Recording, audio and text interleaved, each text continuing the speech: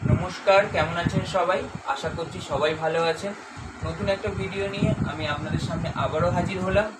তো আজকের ভিডিওটা অন্যান্য ভিডিওর মতোই আজকে খুব গুরুত্বপূর্ণ বিষয়ে একটা আলোচনার ভিডিও আছে, যেটা প্রচুর মানুষের জানার রিকোয়ারমেন্ট থাকে। এবং এই ভিডিওটা পার্সোনালি অনেকে খুব রিকোয়েস্ট করেছে, আমার ইউটিউবেই বলুন বা এমনি নর্মালিও আমার পার্সোনালিভাবেও আমাকে অনেকে জানার জন্য বলেছেন, কিন্তু সেইভাবে সবাইকে আমি আলাদা আলাদা করে বলেছি। কিন্তু তবুও আমি মনে করলাম এই বিষয়টার ওপর একটা ক্লিয়ারলি ইনফরমেশান দরকার। সেই জন্য এইটার উপরেই আমি পুরো ভিডিওটা আজকে করব। তো আজকের বিষয়বস্তুটা কি থাকবে সেটা হলো, অনেকেই জিজ্ঞেস করে যে হ্যামস্টারদের বা যারা এই ভিডিও দেখে ইন্টারেস্টেড হন যে নেব, পুষবো বা একটা নতুন মানে মেম্বারকে আমাদের ফ্যামিলিতে অ্যাড করব, কিন্তু তারা অনেকেই ভাবেন যে এদের ফুড হ্যাবিটটা কী হতে পারে বা কীরকম। কেন আমরা সবাই খরগোশ বা গিনিপিগ এগুলো পুষতে অভ্যস্ত, আমরা জানি ওদের ফুড হ্যাবিট কী হয়, মোটামুটি সবাই জানি। কিন্তু এরা যেহেতু নতুন একদমই এক্সোটিক অ্যানিমেলের মধ্যে পড়ে, তো সেই জন্য অনেকেই জানি না।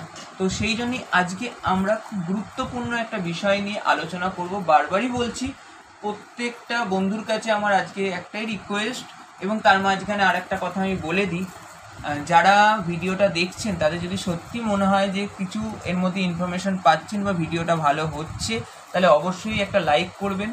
আগের ভিডিওতেই এক দাদা আমাকে বলেছেন যে ব্যাকগ্রাউন্ড সাউন্ডের জন্য একটু অসুবিধা হচ্ছে। আমার খুব ভালো লেগেছে। যেটা প্রবলেম হবে আপনারা যদি ভিডিওটা দেখেন তবে আপনারা প্রবলেমটা বুঝতে পারবেন এবং আমাকেও বলতে পারবেন, এবং আমি চেষ্টা করবো সেই প্রবলেমগুলো যত তাড়াতাড়ি সলিউশন করা এবং আপনাদের কাছে যাতে সুন্দরভাবে ভিডিওটা আমি দিতে পারি সেটাও আমি চেষ্টা করব। তো সেই জন্য সেই কথাটা মাথায় রেখে আমি এবারের ভিডিওটা সেরকম কিছু যাতে অসুবিধা না হয় সেটার ব্যবস্থাও করব।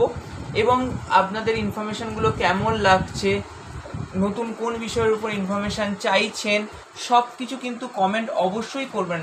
কেন আপনাদের কমেন্ট থেকে আমি বুঝতে পারি যে আমার ভিডিওটার মধ্যে আর কী কী দরকার বা কী কী ওপর ভিডিও করলে আপনারা সেটার উপর জানতে চাইছেন বা কোন কোন বিষয়টার উপর আপনাদের জানার ইচ্ছা আছে। 1 নম্বর, এবং অন্যদের সঙ্গে শেয়ার করবেন, তাতে আপনার সঙ্গে সঙ্গে অন্যরাও এই ভিডিও থেকে ইনফরমেশানগুলো পাবে। এবং যারা অলরেডি আমার চ্যানেলটা সাবস্ক্রাইব করে নিয়েছেন তাদের অশেষ ধন্যবাদ, এবং যারা করেননি, যদি সত্যি ভালো লাগে বা ইনফরমেশান পেয়ে থাকেন, চ্যানেলটাকে সাবস্ক্রাইব করুন এবং পাশে থাকা বেল বাটনটি ক্লিক করে দেবেন, যাতে পরবর্তী ভিডিওর নোটিফিকেশানটা আপনাদের কাছে আসবে এবং আপনারা দেখে নিতে পারবেন। আমি একটাই বলি যে দিন দিন আরও এর ওপরে প্রচুর ভিডিও আমার মানে আইডিয়া করা আছে, সেগুলো সব পরপর পরপর পরপর আসতে থাকবে। তো তার জন্য আপনাদের চ্যানেলটাকে সাবস্ক্রাইব করে রাখতে হবে। এবং আমার যে কাউন্টারের উইকলি কাউন্টারের যে স্টকটা, সেটাও আমি এবারে ভিডিওতে একটা আপডেট করব। কেননা প্রচুর মানুষ আছে অনেক দূর দূর থেকে আসে, যারা কি স্টক আসছে এটা যদি জেনে আসতে পারে তাহলে তাদের আসতেও খুব সুবিধা হবে এবং তারা জেনে বুঝে আসতে পারবে। তো যাই হোক, অনেক কথা বলে ফেললাম এবং নতুন এবার বিষয়বস্তুর দিকে আমি যাই।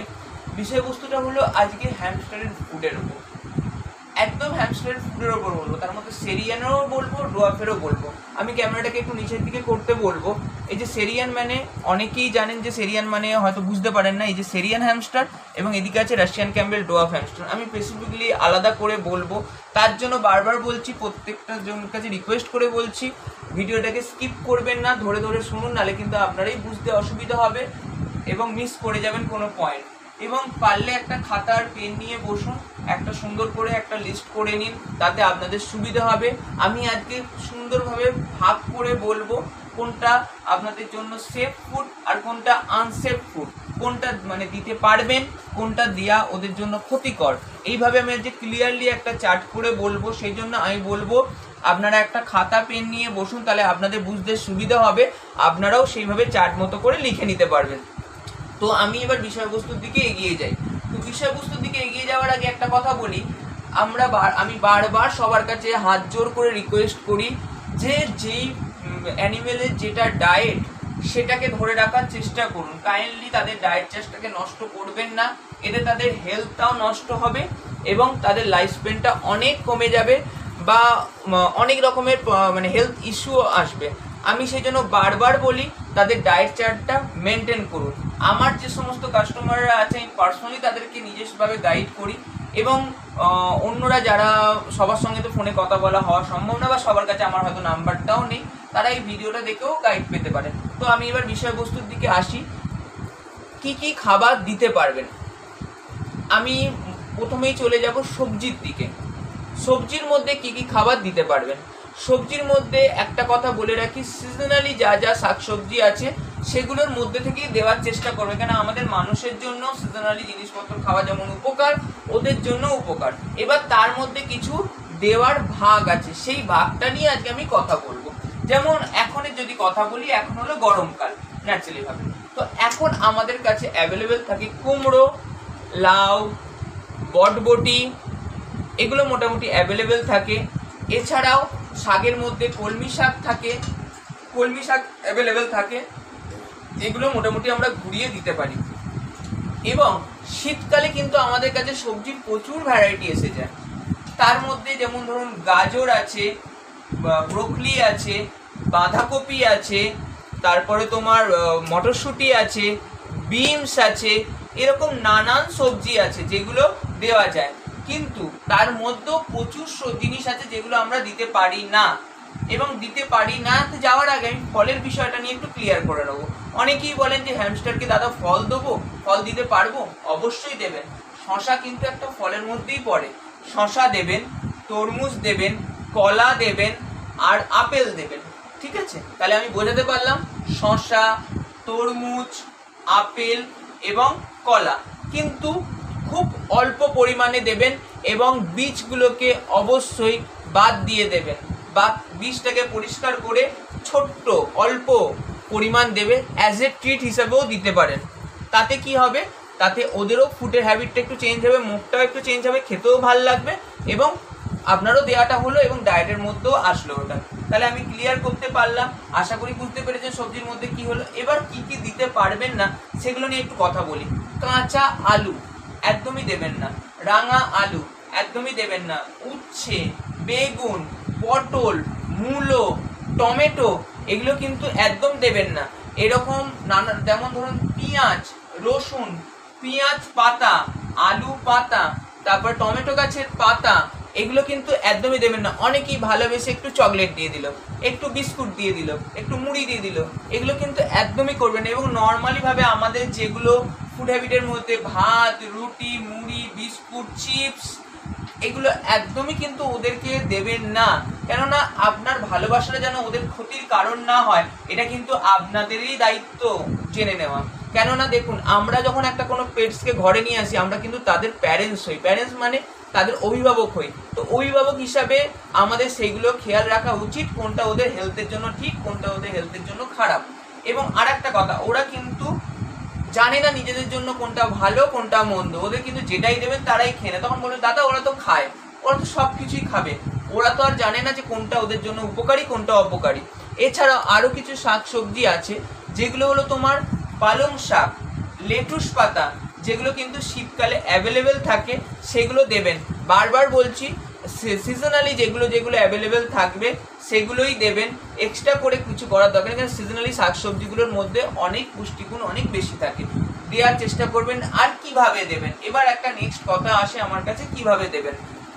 ভালো করে গোটা সবজিটাকে ধুয়ে নেবেন, গোটা সবজিটাকে ধুয়ে স্লাইস করে কেটে নিয়ে ওদেরকে দেবেন। ভালো করে শুনে নিন, ভালো করে গোটা সবজিটাকে ধুয়ে নেবেন, তারপর স্লাইস করে কেটে প্রত্যেকটা সবজি ওদেরকে সেইভাবেই দেবেন।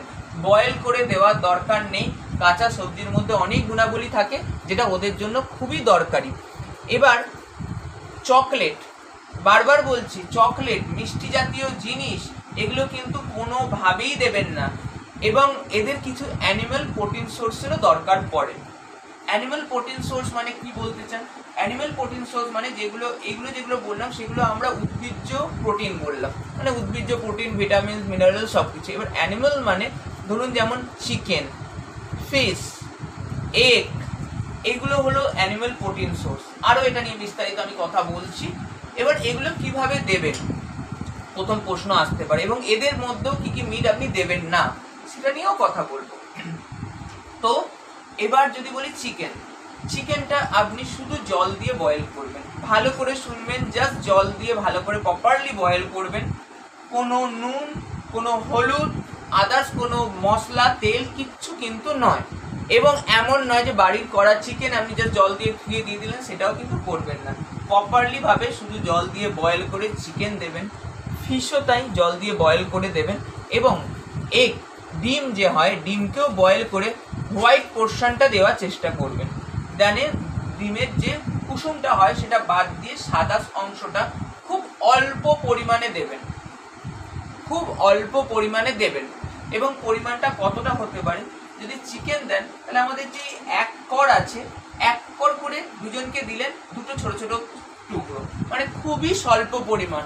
ডিমও তাই, এবং মাছও দিলে সেমভাবেই দেবেন, ঠিক আছে। এবং মাছ যখন দেবেন কাঁটাটা কিন্তু অবশ্যই বেঁচে শুধু ফিশের যে নরম অংশটা সেটাই কিন্তু দেবেন।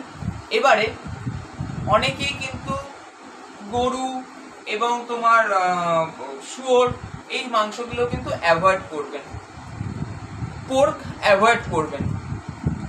বারবার বলে দিলাম, তাহলে মাংসের মধ্যেও ক্লিয়ার করে দিলাম কি কি দিতে পারবেন কি কি দিতে পারবেন না। এবং প্রসেস চিজ দেবেন না, প্রসেস চিজ দেবেন না, বারবার বলে দিচ্ছি প্রসেস চিজ দেবেন না। এছাড়াও প্রসেসিং মানে প্রিজার্ভ করা মাংস, যেমন ধরুন অনেকই জায়গায় প্রিজার্ভ করা মাংস থাকে, চিকেন বলুন যাই কিছু বলুন, ওগুলো কিন্তু ইউজ করবেন না, ঠিক আছে। কেন ওর মধ্যে কেমিক্যাল দিয়ে তো ওগুলো প্রিজার্ভ করে রাখা থাকে, যেগুলো ওদের জন্য খুবই আনহেলদি। এবং এবার আসি আমি সেরিয়ান আর ডোয়াফের মধ্যে, ফুডের মধ্যে কি ডিফারেন্সই থাকবে। সেম ফুড কিন্তু তার মধ্যেও ডিফারেন্সই আছে, এখানে ভালো করে শুনবেন। এই ভিডিওর প্রথমেই বললাম স্কিপ করবেন না, স্কিপ করলে কিন্তু আপনি বুঝতে পারবেন না আসল বিষয়বস্তুটা। এদের দুজনের মধ্যেও কিন্তু ফুড হ্যাবিটের এর মধ্যেও তফাৎটা আছে। আমি প্রথমে চলে যাব রাশিয়ান ক্যাম্বেল ডোয়াফের। রাশিয়ান ক্যাম্বেল ডোয়াফের কিন্তু ম্যাক্সিমাম ফুড হ্যাবিটের ম্যাক্সিমাম অংশটা থাকবে কিন্তু সিড মিক্স। সিড মিক্স নিয়ে এখন আমি আলোচনা করিনি, এরপরে আমি সিড মিক্স নিয়ে আলোচনা করব কি কি সিড দেবেন। কিন্তু এদের ফুড হ্যাবিটের মেন অংশটা কিন্তু যাবে হলো সিড, এদের কিন্তু ম্যাক্সিমাম অংশটা যাবে কিন্তু সিড রাশিয়ান ক্যাম্বেল ডোয়াফের ক্ষেত্রে।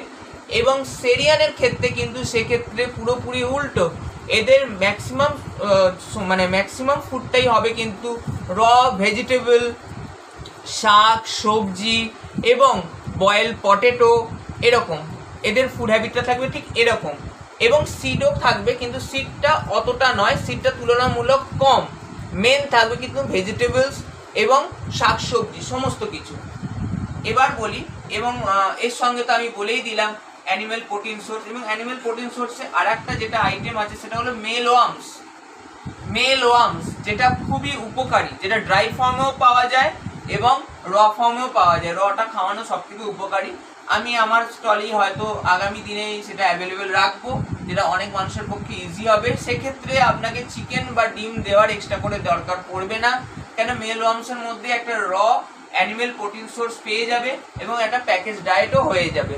সেই জন্য ওটার জন্য আলাদা কিছু দরকার হবে না, সেটা নিয়ে আমি পরে কথা বলবো। তা আমি বলে রাখি তাহলে আমাদের অ্যানিমেল প্রোটিন সোর্সের মধ্যে কী কী গেল, boil egg, boil fish, boil meat এবং মেলওয়ার্মস, ঠিক আছে। এবার আমি আবার চলে আসছি সেরিয়ানের ফুড হ্যাবিটে। সেরিয়ানের ফুড হ্যাবিটটা হবে মেনটা থাকবে কিন্তু সবজি, র ভেজিটেবল, শাকসবজি, চিকেন, তারপর তোমার ডিম, এগুলো মোটামুটি থাকবে, বয়েল পটেটোস, এগুলোর মধ্যে এদের ফুড হ্যাবিটটা থাকবে। তাহলে আমাদের রাশিয়ান ক্যাম্বেল ডোয়াফের ক্ষেত্রে কিন্তু সিডের পরিমাণটা বেশি থাকবে এবং সবজির পরিমাণটা খুব কম, এবং ফলটা অ্যাজ এ ট্রিট হিসাবে আপনি ব্যবহার করবেন। এরপর আমি চলে যাব সিড মিক্সে। সিড মিক্সে কি কি দিয়ে, এছাড়া আপনারা নিজেদের মতো করেও সিড মিক্স তৈরি করে নিতে পারেন। তার জন্য কী কী সিড দিতে হবে, কতটা পরিমাণে কী দিতে হবে, এগুলো ইন ডিটেলস ভিডিও আমি একটা নেক্সট ভিডিও আলাদা করে তৈরি করবো, কেননা ওটাও খুব একটা ইম্পর্টেন্ট একটা ম্যাটার। আর এই ভিডিওটা অলরেডি অনেকটা বড় হয়ে গেছে, সেই জন্য আমি ওটার উপরে আইডেন্টিফাই করে দেখিয়ে কোন সিটগুলো কীরকম দেখতে, কারণ অনেকেই অনেক সিট চেনেন, আমি শুধু নামগুলো বলে দিলেই তো হবে না, সেগুলো আইডেন্টিফাই করে দেখিয়ে চিনিয়ে সব কিছু পরিমাণটা বলে আলাদা একটা ভিডিও করে আপনাদের যাতে সুবিধা হয় সেই জন্য আমি একটা আলাদা ভিডিও করে দেবো।